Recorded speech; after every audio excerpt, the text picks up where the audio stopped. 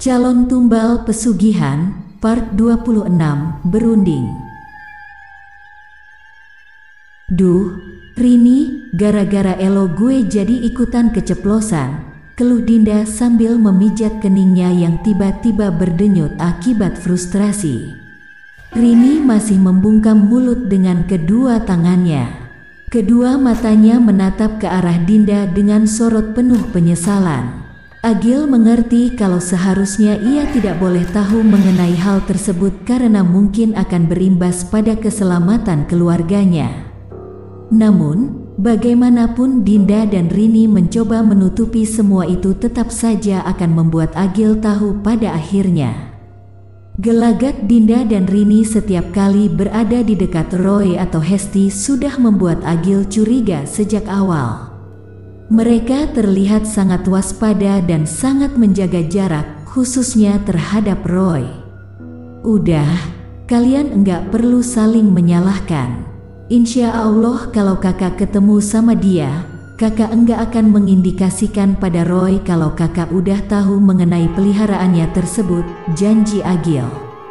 Genggaman tangan Dinda pada tangan Agil terasa sedikit erat, lebih dari sebelumnya. Agil bisa merasakan kalau Dinda tetap merasa khawatir meski Agil telah berjanji untuk tidak mengindikasikan apapun di depan Roy atau Hesti. Melalui genggaman tangan itu, Agil tahu betapa besar kepedulian Dinda terhadap dirinya beserta keluarganya. Hal yang seharusnya sudah Agil sadari sejak mereka masih remaja dulu. Namun jelas tak ia sadari karena terlalu dibutakan oleh kecantikan yang dimiliki oleh Hesti. Din, maaf, ujar Rini, terdengar menyesal. Kayaknya kita perlu menghubungi Kalin, Kira, dan Vira deh, Rin. Terlalu banyak hal yang enggak bisa gue cari tahu sendiri saat ini.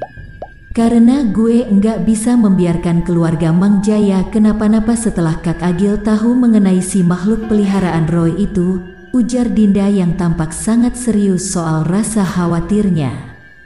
Kalau menurut lo memang harus begitu, gue akan telepon Kalin, Kira, dan Vira sekarang juga. Lagi pula, lo jelas benar bahwa ada banyak hal yang enggak mungkin bisa untuk lo cari tahu sendiri. Gue juga jelas enggak bisa bantu banyak karena nyali gue enggak sebesar nyali yang dimiliki Kalin, Kira, dan Vira, tanggap Rini atas apa yang Dinda cetuskan. Rini pun kembali bangkit dari kursi yang didudukinya barusan dan berjalan menuju ruang kerjanya sendiri. Kini Agil hanya tinggal berdua bersama Dinda seperti tadi. Hal itu membuat Agil menjadi lebih leluasa menatap wajah Dinda yang masih belum berhenti merasa cemas. Neng, jangan terlalu dipikirin begitu. Kakak kan udah janji untuk tidak menunjukkan apapun yang kakak tahu pada Roy ataupun Neng Hesti. Ayo, sekarang Neng Dinda dilanjutkan lagi makan siangnya. Neng Dinda enggak boleh sakit karena terlambat makan, bujuk Agil. Masih ada yang Dinda mau tanya sama Kak Agil, ungkap Dinda dengan jujur. Agil pun tersenyum. Iya, boleh. Tapi sambil makan, ya? Dinda pun mengangguk. Ia melepaskan genggaman tangannya dari tangan Agil, lalu meraih sendok dan mulai menyuap nasi beserta tongseng yang sudah mulai dingin. Agil juga kembali ikut menyantap makanannya. Lagi-lagi ia memperhatikan Dinda seperti tadi secara diam-diam. Hal yang tak pernah dilakukannya saat mereka masih remaja, dulu. Wajah Dinda yang benar-benar polos dan tak tersentuh oleh makeup benar-benar terlihat sangat cerah saat Agil menatapnya. Ayo, Neng Dinda mau tanya apa? Dinda pun kembali menatap Agil selama beberapa saat.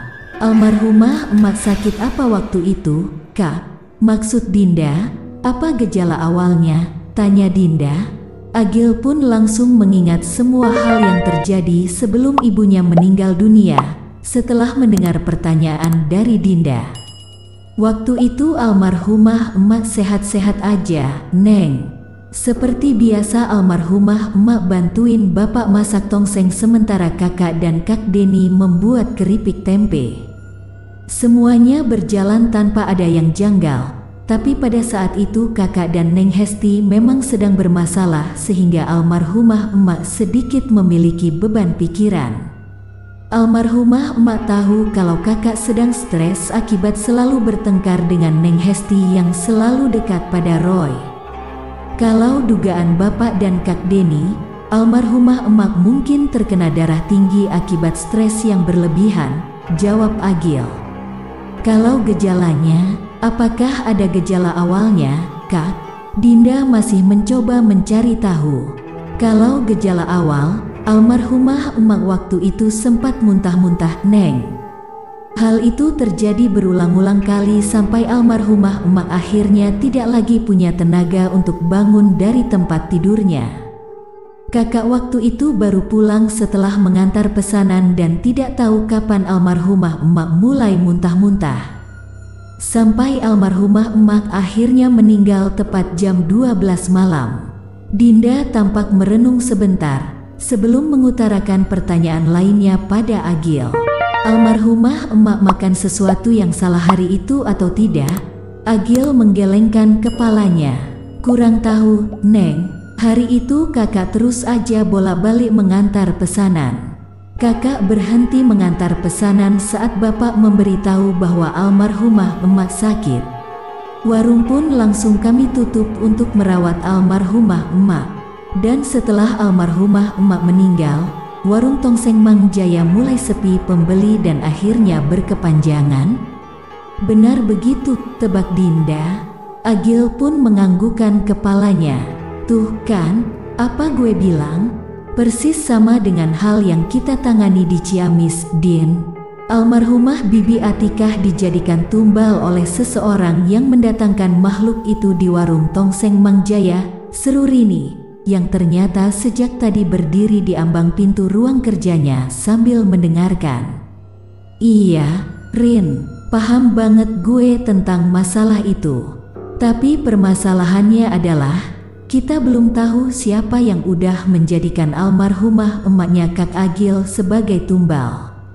Udah pasti si Roy lah. Siapa lagi? Rini berkeras. Kita enggak bisa asal tuduh tanpa memiliki bukti, Rin. Kita akan jadi pihak yang salah jika sampai menuduh Roy tanpa bukti yang jelas. Lo tahu sendiri bagaimana rumitnya kasus di Ciamis yang kita tangani kan? Seharusnya di situ Elo mencatat dengan baik bahwa kita hampir aja enggak bisa lolos akibat kurangnya bukti. Jadi meski gue bisa melihat makhluk-makhluk itu, manusia tetap membutuhkan bukti yang konkret agar bisa menyelesaikan sebuah masalah. Jelas Dinda agar Rini tidak mendorongnya untuk berlaku gegabah. Tampaknya Neng Dinda benar, Neng Rini. Apalagi yang kita hadapi saat ini adalah Roy. Jujur aja, dulu kakak sendiri juga hampir enggak bisa lolos saat Roy memfitnah kakak di depan seluruh warga Cijanur. Andai saat itu tidak ada rekaman CCTV dari Pak RT, maka saat ini kakak jelas akan menjadi narapidana karena Roy udah memanggil polisi, tambah Agil, agar emosi Rini segera mereda. Setelah mendengar hal itu, Rini pun akhirnya memilih untuk mengalah dan meredam emosinya terhadap Roy. Bagaimanapun, keselamatan Dinda dan Agil adalah yang utama bagi wanita itu. Ya udah, kalau begitu kita tunggu Kalin, Kira, dan Vira tiba di sini. Vira baru akan terbang dari Singapura nanti sore, jadi Kalin dan Kira akan berangkat ke sini setelah menjemput Vira di bandara, ujar Rini.